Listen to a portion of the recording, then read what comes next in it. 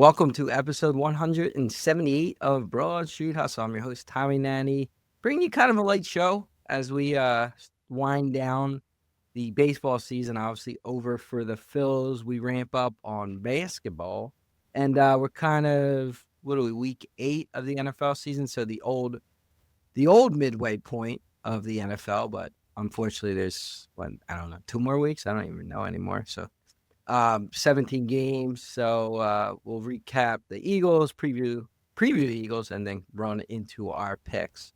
We got Jason Sada, our normal co-host. Hey, Tom, what's up? Jason, and we got Jimmy the Chalk. I thought we'd go for a while without talking basketball, but we might break that streak already. Yeah, well, for those who don't see Chalky, he The Sixers. he dimes the Sixers apparel. Almost couldn't have been more predictive that, I was minus 1,000. We're back, baby. Next week, we're going to come to you on Wednesday as we do the Breeders' Cup. Might have a special guest. You probably guess who it is. As for all our horse shows, we tend to have a special guest. But yeah, tonight it's the three of us, as it's been now for a while. The episode is brought to you by Giovanni's Pizza. You tried the rest. I'll go ahead and try the best. All right.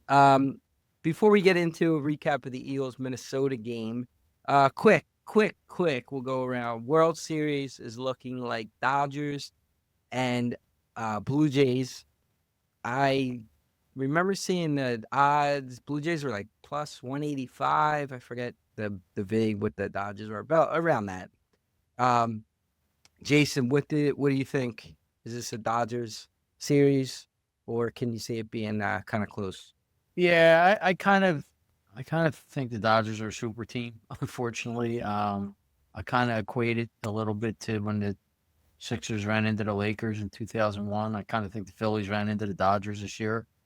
Because I mean, honestly, if the Phillies would have pulled out that series, I think they would be right here as the heavy favorite to win the World Series. So, I put a bet in for the Dodgers minus 1.5, and I got minus 115, I think, something like that. I just can't see Toronto winning more than 2 games. I mean, I almost so if the only way you lose is if it goes 7, or Yeah. the Dodgers lose, obviously. Correct, yeah. If the Dodgers win in 6, I win. So, and I actually think they're probably going to win in 5, and that was plus money. But I did a couple of parlays with it. Like I parlayed the Chiefs to win the AFC. I parlayed the Colts to win the AFC. Just taking shots with that, just to get some value. I can't see them losing. Yeah, Chalky. Yeah, I'd be very surprised if they end up losing. They pretty much mowed through Milwaukee, who had the best record in the league. Now Toronto had the best record in the AL. And, I mean, the Phillies gave them a game in every game that they played. And so maybe it does say a little more about how good the Phillies might have been, but, they obviously weren't good enough. And, look, Toronto was down 0-2. They pulled that out. Seattle was a good team this year, but they're not traditionally good. I just think the Dodgers are just going to roll right through. I mean, I'm assuming, the favorite is Dodgers in 5. So, 5 or 6. Yeah. So you're going to get the Dodgers sweep is it's more, Vegas says it's more likely the Blue Jays win in 7 than the Dodgers sweep, which is interesting. But yeah, the overall line on the series, since you mentioned it, Tom. So Dodgers minus 215, Toronto plus 180 right now on DraftKings. So I think Dodgers, I mean, I'll say 6, just not to go completely chalky, but I don't think it goes past 6 like Jason was saying. So 4-2 at the most. Yeah, I don't know. Maybe I'm just rooting against the Dodgers. I actually think to Toronto, I kind of like Toronto in this series. I mean, Toronto was not picked to beat the Yankees. They beat the Yankees. Toronto was not picked to beat Seattle. They beat Seattle. They were down 2-0. They came back and won. They were down 2-0 in the 7th inning of that game, and they hit a 3-run homer to take a 3-2 lead in Game 7. Never looked back. I don't know. I kind of like their their coach a little bit. He's the kind of after they beat the Yankees, he had a fun little like locker room thing. They play like a team. They play like kids. I like Toronto. But I do think it's going to go deep if Toronto wins. What scares me is the Dodgers against Phillies. Like their top hitters weren't really on fire, and they still beat the Phillies because their pitching staff. And I think I saw a stat where, I think over for whatever innings prior to the playoffs, and it's like their ERA of starting pitchers is like a little over 1 or something like that. Insane. Do we know who's starting game 1? Is it Snell or Ohtani? Otani's they're going the same rotation as the championship series, so it's Snell. No. Who's game 2? Yeah, Yamamoto, Snell, Yamamoto, Glasnow, Otani. I knew that because I actually put a bet on Snell to win the MVP, which was like 20-1. Because I figured if he wins game 1 and game 5, I took a shot on Snell to win MVP. All right, and that starts tomorrow. So hopefully it's a good series. I mean, that's the one thing. As people, we don't really have sweat in the game, so you just hope it's a good series. And then quickly, Sixers started the season last night, beat the Boston Celtics. Trailed in the fourth quarter, double digits, came back, won. Big games from Maxey. Big game from the rookie VJ Edgecombe. One of the better rookie performances that I can remember for a Philadelphia athlete in their first game since Charlie Gardner and Chalky. You might remember a first game kind of player, but it was nice. It was fun. Embiid kind of didn't look great, but I don't know if that's the team this year or going forward. I think the team is your guards and the front court, and Embiid's just going to kind of tail along. Jason, quick thoughts? So Al Hill, who was an old Flyer, probably might have been early 80s. He had 2 goals and 3 assists in his first game, and he was not a good player, but that's a pretty good first game. But no, Edgecombe had the 3rd most points all time, behind Wilt Chamberlain and Frank Selvey, I think the guy. I don't know who Frank Selvey was, but Star from Milwaukee. They're both came from the 50s. Yeah, like 1950s, I think so. It's been like 65 years. Yeah, since somebody had an opening game like that. So he was really impressive to me. Like he's quick. His first step is explosive. His shot looked good. I know that was a knock on him coming into the, coming out of the draft, that he wasn't a great shooter. His shot looked really good, and defensively, he's always been known to be a really good defensive player, so he looks really good. Maxey had a good game. He went into he had spurts though where he was bad, but he still had 40. He played well. Embiid looked terrible, but Embiid is playing in the shape. He's obviously out of shape. He played 1 game in almost a year? At least 6-8 months. So, listen, I think, I don't know when McKean's coming back, Chalky. You might. I'm not 100% sure. Was it like 2 months? It was like kind of a while. I think he'll be back by Christmas, but I don't know if he's going to be back much before that. Okay. When he comes back, that's a solid 3-man guard rotation. And Grimes is a good player. So, you have good guards. But, if you're bringing McKean off the bench as a scorer, against a second team, he's a solid scorer. And you could go with a small lineup, right? If, I don't know when George is coming back. Another disaster. But, if you have Embiid, George, and then, if you go with Maxey, Edgecombe, and either Grimes or McKean, you could go small there. So, hey, listen, if Embiid can play 50 games or 55 games or something, maybe they could surprise us. Yeah, Chalky takes on the first game. Yeah, well, I won't. I never lie to the public, so I won't start now. And I didn't watch a single minute of the game, although I followed along for the most part.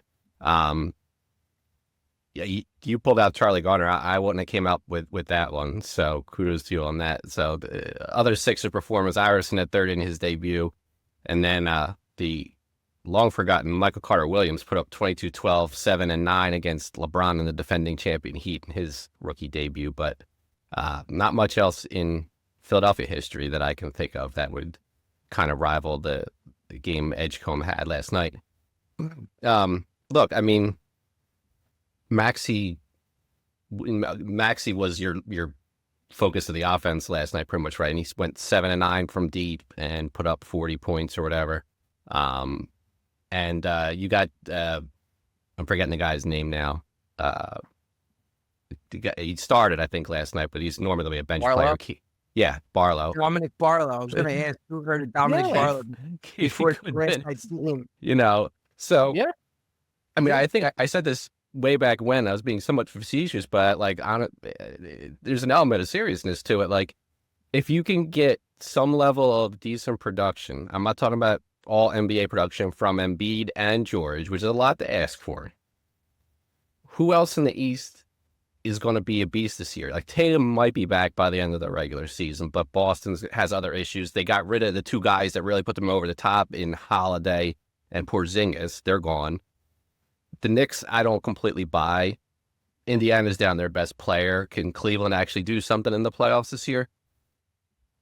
The East could be wide open. So if they get productive minutes out of the two guys that are getting the biggest contracts and are the albatrosses in terms of salary cap right now on the team, you know, it could be more interesting spring than we thought. But, you know, one game in, I think it's safe to say Edgecombe is going to be an all-time great and look forward to seeing his long, illustrious career. I mean, I'll add one thing real fast is like, I'm interested in watching the next game to see Edgecombe play. Yeah.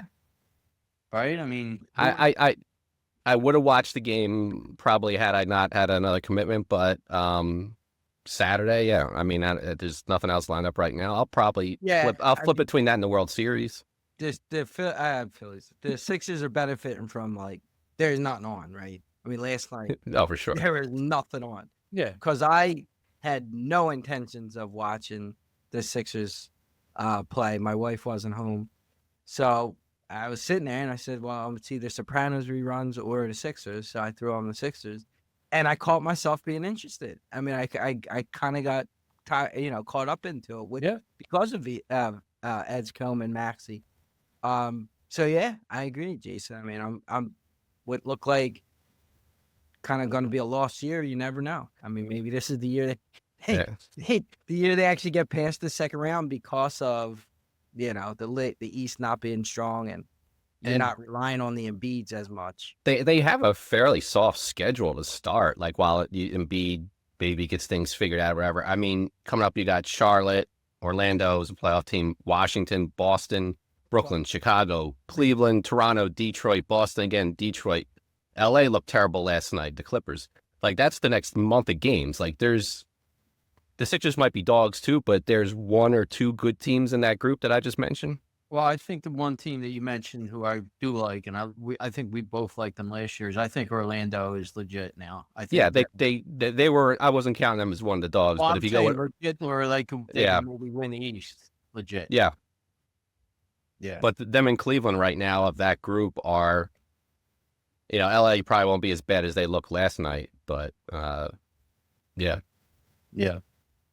All right, let's move on. Eagles, recap the Eagles game. Eagles, Minnesota. Eagles did win 28-22. They did cover, I guess it closed at 2. I'm not even sure what it closed at. But it was around 1.5, 2.5, I guess. Did cover the spread against Minnesota. Some Eagles finally, the passing game looked pretty good at parts. The running game started off well, and then Jurgens went down, and it kind of fell apart from that point. Hurts was, I mean, I'm not a Hurt. I don't have to. Anybody who listens knows, but Hurts looked great. I mean, he really did. He the difference in the game was that third. It was like 3rd and 11. I think Minnesota pulled within 1 score. He like rolled out of the pocket. He found AJ Brown for the first down. I think they scored on the drive, at least got a field goal. I can't remember. They didn't have any field goals, so I think that was the AJ Brown touchdown, I guess. yes, Right? yes, I Yeah. believe so. So yeah, kind of, and then Minnesota kind of ran out of clock there, and the Eagles got the ball and sealed the game once they got it back. So, but Hurts I thought was good. I mean, he's always going to hold the ball too long at times. Like he's never going to be, but he looked good. I mean, he was finding guys open. He kind of had that semi-broken play with AJ Brown on the first drive where he kind of directed him to go deep, go past his receiver. Yeah. So he made all the right decisions, and he didn't run at all. I think it was all with his arm. So I give him credit.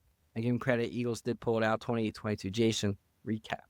Yeah, I think they're preventing him from running now. I think it's, almost everybody's spying on him now, or, doing some kind of zone on him to stop him from running. But, I don't get impressed with that. Like that long passes down the sidelines. He could do that. I think they're the easiest throws a quarterback can make. The pass that I liked that he made was the second touchdown to Brown. I thought that was a great that's the type of quarterback play I like to see. Like that's a very good throw. That's what I like. So, I like that he did that. And yeah, he did what he had to do in the game. Some were broken plays. Minnesota's defense, like I don't like the last completion to kind of end the game, like you have single coverage on Brown with Isaiah Rodgers, like playing all, like what is that? Like they thought much more of Isaiah Rodgers than they probably should have. It's third and long. He's going to AJ Brown. He's going to AJ Brown on that play. What are you doing defensively on that play? Like I don't know what that concept was there, but let's go to the other side of the ball. Carson Wentz. Could Carson Wentz, like I almost, when I was writing, I wrote down what I'm going to talk about. I almost just wrote down Carson Wentz and just stopped. Like you couldn't got more of a Wentz game than that game. Missed so many throws, embarrassingly. Like the fullback out of the backfield, which was a walk-in touchdown. He threw it like 10 yards behind. Like it was such a bad hit. Like. And then, he took sacks. He threw interceptions. The lateral, I don't know what the hell. I was going to say my two favorite plays where he threw 7 yards behind the line of scrimmage out of bounds to Jefferson. And the intentional grounding was really intentional grounding. He just flicked it where nobody was even close to it. In the red zone, like throw it out the back of the end zone or something if you're going to try to do that. Like, and I'm not even going to kill him for the second interception because that was like a punt anyway. It was second and forever. Like just punt, just get rid of the ball, punt it, 50 yards down the field. I'm not even going to kill him for that. But like, and this guy, they traded up for this guy and drafted him second. It's mind-boggling, like what they were looking at. Like he's such a bad quarterback, and the Vikings, like, what are they? They're not going to give this kid a chance. Like McCarthy's healthy at this point, right? I mean, he's healthy enough to play. Sunday? He's not. He's going to be third string. He's still not playing. He's still not Who's playing. the second string? I don't know. Well, he's third string, so he's got to be at least healthy enough to be third string. He's the emergency quarterback. It's not. I mean, they're saying it's not an injury thing at this point, which is baffling. But I don't know. That's insane. But what's funny is the Minnesota Vikings had Darnold, obviously, and they had Daniel Jones. Briefly, yeah. Yeah, I don't know. So I mean, Carson Wentz. Like I came away from that game just like I couldn't believe the performance of Carson Wentz. Yeah, chalky. So apparently Max Brosmer is the backup quarterback. Never heard of him. Never heard of him either. No. 24 years old from Minnesota. So they probably just told him to bring his bag over. Yeah. I mean, I was not big on. I picked Eagles to win last week, but I was not big on them. And one of the reasons was Flores. Like I said, Flores in that defense his schemes were tailor made to shut Hurts down passing the ball, and arguably his best regular season game I mean, perfect QB rating, highest other ratings if you want to go all into the advanced metrics and all that. He made good throw. I mean, the Brown throw, you mentioned it, Jason, but like that's one where Brown was not open. He let that ball go and put between 3 defenders. Now maybe that's a risky throw, and that's the kind of stuff he usually does not do. Yes, and that's what he needs to do. Like Yeah. everybody gives him, lots because he doesn't turn the ball over, but he Yeah. Good quarterbacks takes risk. I mean, they just do. Yeah. No, absolutely. And with that, I guess they said it wasn't because Jurgens got hurt, which I find a hard time believing, but they ran more plays under center and they ran more play action under center, and some of their big plays came off of that. So just, again, say play calling, not play calling, but I think they were like 4 for 4 with 2 touchdowns, play action under center, because they had to change up a little bit that Jurgens went out. Just to follow up quickly on other stuff, that third down play you mentioned, Jason. I mean, they blitzed him, so they just figured he'll get home fast enough. I guess whoever came off the side there, and Hurts signaled over to Brown, and they did the stop and go that. Then Brown's able to get behind him, and all Hurts really had to do was get the ball up and let Brown go get it. And then the other, but the reason, going back to what I said at the start, the reason I ended up taking the Eagles was because Carson Wentz, and Carson Wentz is just not capable of beating a half decent NFL team at this point in his career. The one mistake on his that you didn't mention, the disputed touchdown, which it wasn't a catch, but the ball Hawkinson didn't catch. Horrible he was wide open. He shouldn't have had it. There shouldn't have been any kind of difficulty in making that catch because it should have been an easy touchdown, and Wentz totally blew that. So, look, the defense obviously kept them out of the end zone for the most part. Part of that was Wentz being bad, but you had guys making plays, and the Kobe Dean made a couple plays, so if he's getting back into it, it really kind of gives them some options at linebacker between him, Bond, and Campbell in situations. The other cornerback is still an issue. They'll get the guy they traded for, Bennett, back this week, it sounds like. Jackson's probably not playing, and I don't think they want to go back to Keely Ringo over there, so we'll see if he does any better. But, Carson Wentz has a way of making a defense look good, and the defense did look a little better this past week than they have prior. I forget. Can I get one more throw? Addison, who was open by like 30 yards on the sidelines when he made an awful throw that Addison had to make a diving catch on the sidelines. It would have been a walk-in touchdown if it's anywhere near. He threw it like completely to the wrong. He threw it to the sideline. Yeah. I mean, that performance was mind-boggling. Yeah, and one other thing, so like for the third week in a row, they had a chance for a big play early in the third quarter. They missed the last 2 weeks. They could have turned the game around and put it away. They hit it this week with Devontae Smith. Again, it wasn't necessarily a great throw, maybe a better route, but if they're getting those plays, if they're getting the chance to run those plays, if they're going to start hitting them, then that's going to be a pretty good thing because they had how many explosive plays? Like three of the 4 touchdowns were big. So if they start hitting them, then the offense is obviously going to work a lot better. Yeah, I think still part of the Eagles' problem is they have too many drives that are just complete waste. 3 and outs, lose yards on first down, nothing on second down, and then that's it. Let's be honest. After the first drive, they went a long time before they. Yeah. It was bad for a while. And that's what kills them is they either get a lead, they can't extend the lead because of these bad offensive drives. It brings the teams back into the game. So I think that's still where their biggest issue, because that's a game they won by 6, they covered the spread, so they obviously did better than Vegas thought they were going to do. But that's a game that should be a double-digit victory if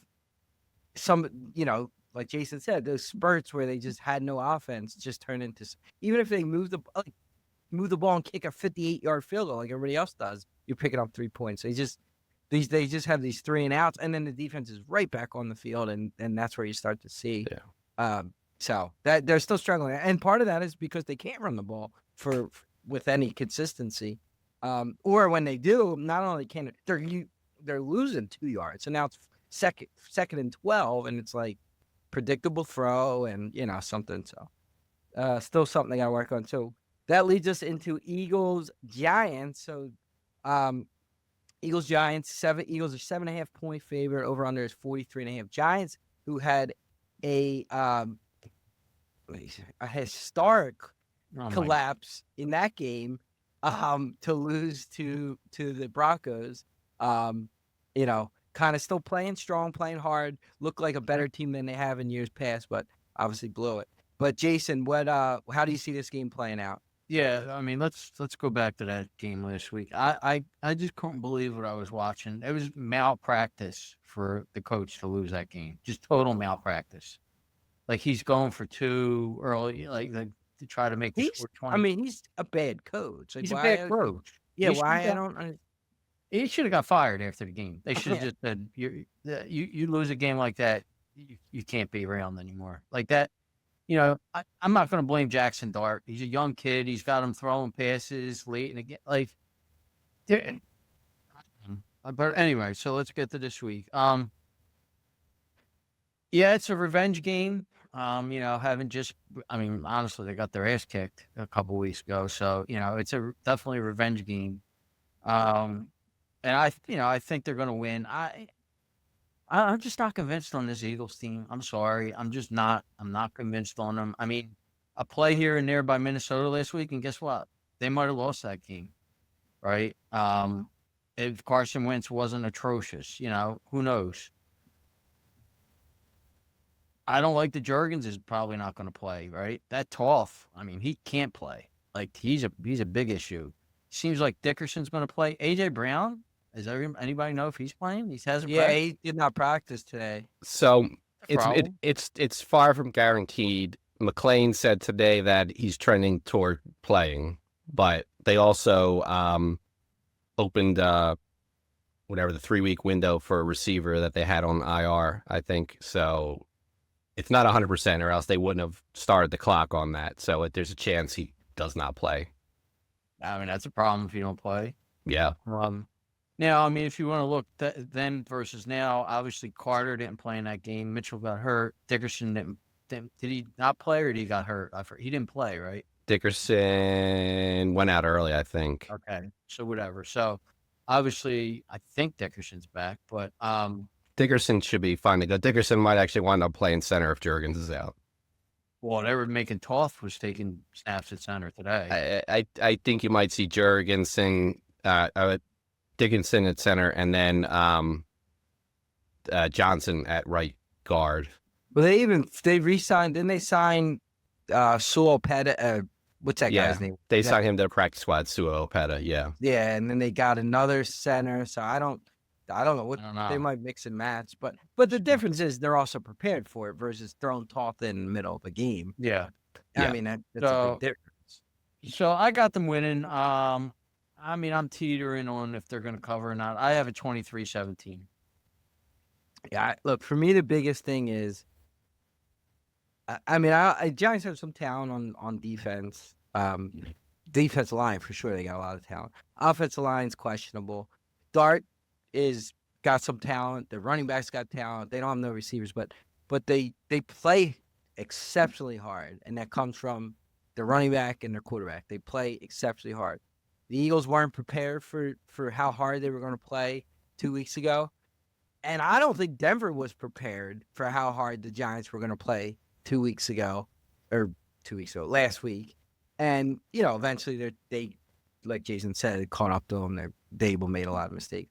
But now the Eagles are prepared for how hard the Giants are going to play. They know this is the team they got. The Giants still don't have talent. Their defense line was bitching at the defense coordinator for the way they played, I guess, in those last couple drives. So I think because they don't have the talent level, the Eagles know, look, we can't just sleepwalk through this game. It's our last game before the bye. We got to go in and fight this team. We're home. We're off that turf where they didn't want Carter to play, where they took Mitchell out. And I just think the Eagles just roll in this game. I think it's an old school. Maybe it's a little close in the first half, but then the Eagles pull away in the second half and win very comfortably, 27-10 Eagles. Chalky? Yeah, so I mean, for me, where everything kind of fell apart for the Eagles in the last game was early in the second half when the defense just couldn't get stops against the Giants, and the offense was turning the ball over.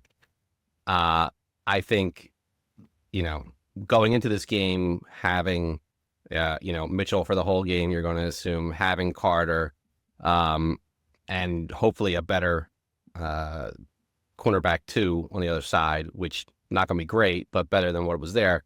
That defense will be a lot better. I mean, obviously having Carter there makes them better. Dart obviously put up some numbers last week. He was still only 15 to 33, so he's not going 28 to 30 in these games. He's making plays. They're playing hard. They're finding ways to be competitive, but his overall stats aren't that eye-catching. I think my prediction is going to assume that A.J. Brown plays. I was 27-20 Eagles, so that they don't cover by a hook there in that case. I mean, one thing I will say, they're 7.5 plus 100, so that could be that's where I 7. don't. Yeah, It could. I think it's a 6 or 7 point game. So if it's sitting at 7.5, whatever it is, I would take the Giants on that. They're gonna unimpressively, maybe win, but I think it's going to be a much different outlook than the last game. Okay. Well, that brings us to last week and our picks. Turn over to you. Yeah, so league stats over 8, 7 under, so it's pretty even on the year. 55 over, 53 under. I think this was the first public week of the year. The public has been terrible this year, but the public went 9-6, so they were due to have a good week. So they're still 47-61 on the year. As for us, we did not have a great week as a podcast. We went 4-5. Chalky did actually have, he was 2-1, so he did the best. So we could start with his pick. So he won his best bet with the Lions, which we all had. So we all kind of like the Lions, but that was his best bet. So he got that one. He also won with the 49ers. And he lost with the Chargers, which that's a kind of going to be a sore point with all our picks. Tommy went 1-2, as I mentioned. His best bet was the Chargers. They were not in the game from the get-go. Can we stop there though and maybe do a quick discussion? At what point do we stop saying Herbert's a good quarterback? Like, when does that happen? Because it should be a conversation at some point. Yeah. I still like them. I don't think they have a lot around them. That red zone interception was atrocious. Yeah. I mean, he throws interceptions. I think, depending on obviously how he plays going forward, last week could be the start of that conversation for a lot of people from what I'm reading, but. All right, go ahead, Jake. So that was a loss. Like I said, he had the Lions as well. That was a win. And he had the Broncos, who somehow pulled that game out. That really pissed me off for Survivor. That we're in a nice Survivor position, and that would have helped us. But yeah, I was hoping though that they backdoored like an interception at the end there for that, but couldn't get lucky enough. So I went 1-2 as well. I had the Chargers as my best bet. I had the Commanders, who I guess Daniels got hurt, but I don't think it mattered. They're not a good team. I'm sorry. And I said in the beginning of the year that I thought that they were not going to be a good team this year, and they're not. And I had the Lions, so I went 1-2. The Rally Monkey actually went 2-1.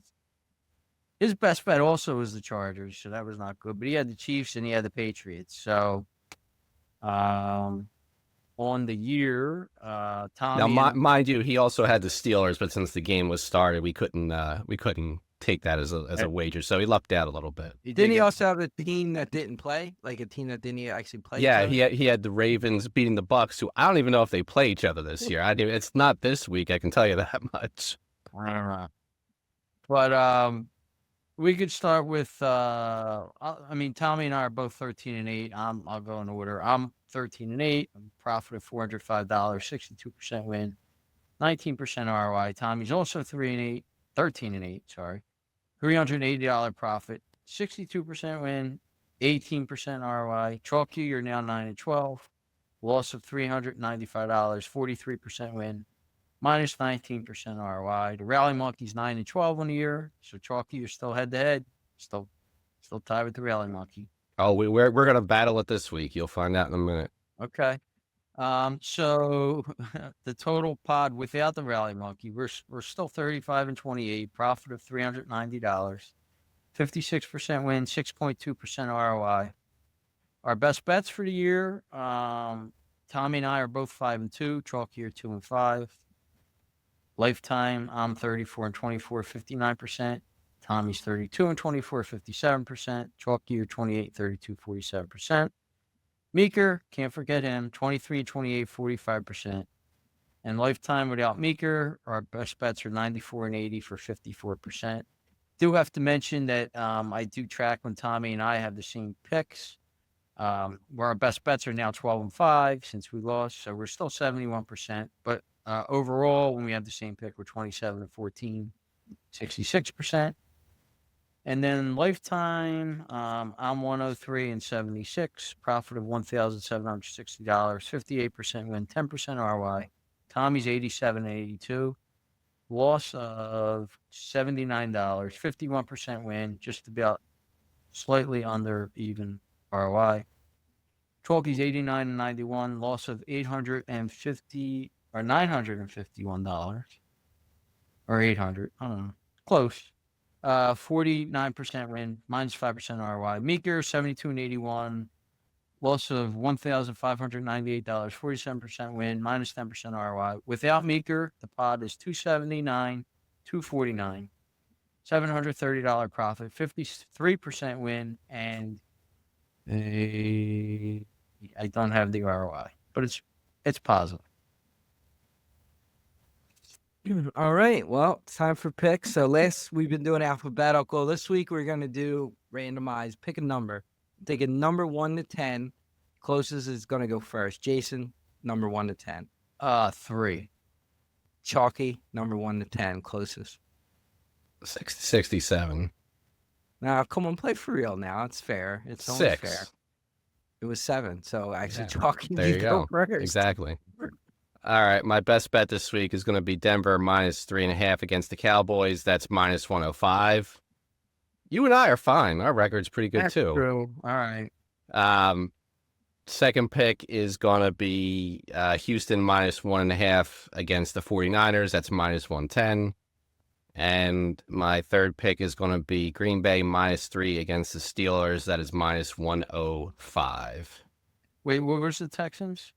Texans was minus 1.5, minus 110. Minus 110 now. Okay. Yeah, I think that changed while we were recording, actually. Yeah, I have 102. Yeah, that's what it was earlier, for sure. The Rally Monkey, his best bet is going to be Steelers plus 3, minus 115, so that's a head-to-head with me. His second bet is going to be the 49ers plus 1.5, minus 110, so also head-to-head. And his third bet is going to be Cincinnati minus 6.5, minus 108 against the New York Jets. Okay. So Houston is a terrible team, Chalky. So why are they a 1.5 point favorite against the San Francisco 49ers? So my best bet is the Houston minus 1.5. I had 102 as well, so I get whatever it is. 110. I had it written down at 102 earlier. It's 110 as we speak. That so doesn't make any sense. Yeah. No. And I think the Eagles are going to bury them, so I had to throw them in. I don't usually, but I have Eagles minus 7.5 plus 100. Take the extra vig maybe. And then my last pick is Saints plus 4.5 minus 112 against Tampa Bay. Man, Tampa looked terrible. But Baker came back to reality last week. Yeah. In New Orleans, divisional game. I like New Orleans. Jason. So my best bet is the Denver Broncos minus 3.5, minus 105. I don't think Dallas is good at all. Their defense is not good. Their offense is good. Their defense is not good. I think Denver had a wake-up call last week. Probably look past the Giants a little bit in that game. And I just, if you're going to give me a good defense versus a good offense and a bad defense, I'll take the good defense all the time. So my second pick is the Saints plus 4.5 minus 112. Not only has Tampa not looked good, but they're pretty banged up and they have a short week and they're going into New Orleans, who plays not bad at home, although they didn't play well last week. But I think they have a shot to win the game outright. I'm not going to bet that, but I thought the same thing. Yeah, I'm going to take the points. And my third pick is the Texans, minus 1.5. I have minus 102, but it's minus 110. All the reasons you guys said. Listen, I think San Francisco is doing this a little bit with smoke and mirrors without your two superstars on defense. And, I still think Purdy's a better quarterback than Mac Jones. They relied heavily with, McCaffrey last week on the running game. And they're just doing, I don't know how they're winning these games. I mean, Shanahan should get votes for coach of the year, honestly, the way they're winning these games. But all that being said, Houston is awful. They've looked awful. Their offense is atrocious. Nico Collins probably isn't going to play, and they're still favored. So I just think this is the week that San Francisco finally doesn't call it out. Yeah, our picks are just becoming kind of a variation of all three of us having somewhat similar. Yeah, I have all your picks. Counting them around anymore between the three of us. Yeah, it doesn't. We have to follow a lot of games, so Yeah. Yeah. All right. Anything to add before we wrap up this kind of a quick mid-season show? No, big horse racing show next week. Should be fun. Breeders' Cup is always fun. So big jockey change in the classic. with journalism. Yep, journalism. Not that Finally. I heard Ryan Moore is not. Is he hurt or something? I believe he's injured. Yeah, so he's not going to be coming over.